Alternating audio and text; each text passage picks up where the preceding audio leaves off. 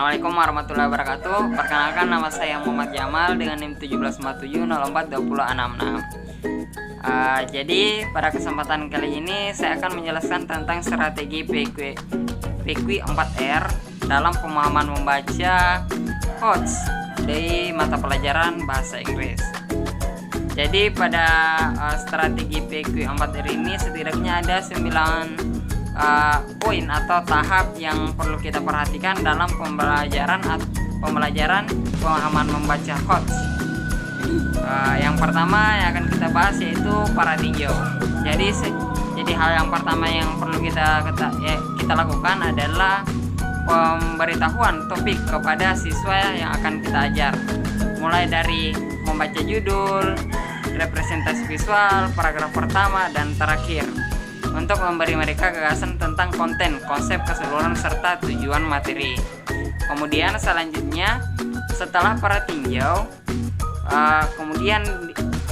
kita melangkah kepada pertanyaan, di mana kita mendorong siswa untuk membuat sebuah rumusan pertanyaan tentang topik yang telah diperkenalkan di sebelumnya, yaitu di para tinjau. Kemudian setelah perumusan pertanyaan, selanjutnya ada baca, yaitu mengingatkan siswa tentang membaca materi, mengingat pertanyaan-pertanyaan yang mereka miliki sebelum dirumuskan. Kemudian cara membaca aktif dalam diskusi. Nah, selanjutnya setelah membaca yaitu mencerminkan. Nah, pada langkah ini siswa didorong untuk memikirkan kembali materi yang dipelajari. Apakah pertanyaan mereka dijawab, mereka mempunyai pertanyaan baru. Kemudian disiapkan sudut kecil yang didapat diisi oleh siswa yang dapat memiliki pertanyaan atau yang memeriksa beberapa banyak yang telah dipelajari siswa dan yang belum mereka pahami. Nah, setelah mencerminkan, kemudian kita melangkah kepada membaca. Nah, di kegiatan membaca ini yaitu melakukan diskusi atau membiarkan siswa sekarang untuk menjelaskan proses fotosintesis atau yang lainnya. Kemudian siswa dibagi menjadi beberapa kelompok, di mana setiap kelompok membuat presentasi tulisan secepat tentang topik fotosintesis atau yang lain. Nah, setelah itu guru dapat memberikan mereka poin yang harus mereka presentasikan. Contoh dari kelompok pertama mempresentasikan tentang materi apa, dan yang satunya juga apa. Kemudian selanjutnya itu ulasan. Nah, di akhir kelas para siswa harus meninjau materi yang mereka pelajari dengan apa yang disajikan pada awal kelas. Apakah mereka membahas topik yang disajikan dalam garis besar? Apakah semua pertanyaan mereka dijawab? Nah, ulasan ini membantu untuk mengingat berbagai fakta yang mereka pelajari, sehingga memperkuat pembelajaran mereka. Nah, strategi 4QR ini adalah teknik yang hebat, di mana pembelajaran siswa aktif dapat dipromosikan dalam kelas. Nah, setelah ulasan,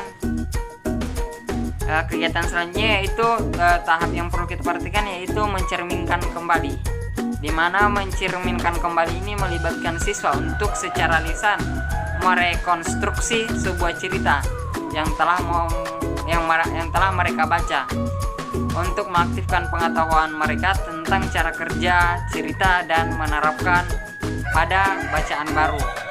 Nah, sebagai bagian dari menceritakan kembali, siswa terlibat dalam memesan dan merangkum informasi dan membuat kesimpulan. Guru bisa menggunakan mencerminkan kembali sebagai cara untuk menilai seberapa baik siswa memahami sebuah cerita teks dalam bahasa Inggris.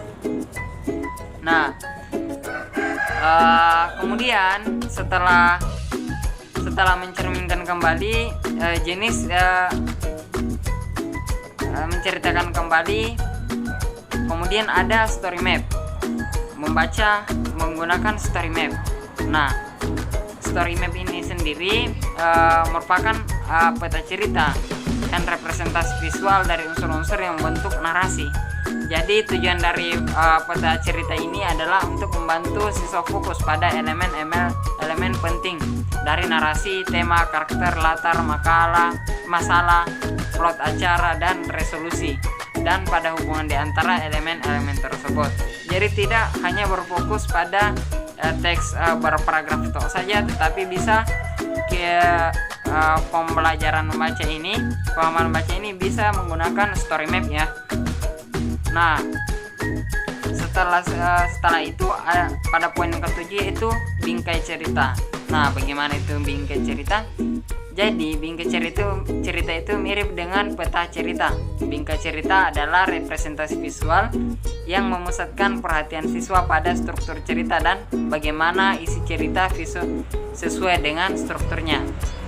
Nah, kemudian yang ke-8 itu yaitu kegiatan membaca dan berpikir yang diarahkan atau DRTA, di mana prosedur ini berfokus pada membaca sebagai proses berpikir. Tujuannya adalah untuk mengajar anak-anak membuat prediksi sepanjang membaca.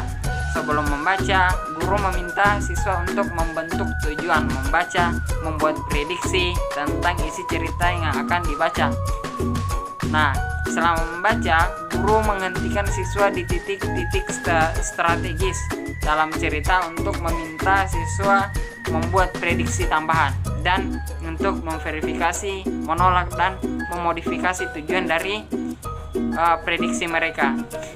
Nah, setelah kegiatan membaca dan berpikir yang diarahkan, kegiatan terakhir yaitu instruksi strategi transaksional. Nah, bagaimana itu? Jadi instruksi strategi transaksional itu atau TSI adalah prosedur yang melibatkan mengajar siswa untuk membangun makna ketika mereka membaca. Jadi ketika siswa diajak membaca, diharapkan agar mereka bisa membangun makna dari teks bacaan yang mereka baca. Nah, selain itu ketika mereka membaca dengan meniru penggunaan strategi pemahaman yang baik dari pembaca atau guru. Nah, TSI juga ini membantu siswa menetapkan tujuan dan rencana membaca, menggunakan latar belakang pengetahuan dan teks petunjuk untuk membangun makna selama membaca, memantau pemahaman, memecahkan masalah yang dihadapi selama membaca, dan mengevaluasi kemajuan dan menyelesaikan tugas-tugas yang diberikan dalam kegiatan membaca tersebut selama kegiatan membaca tersebut.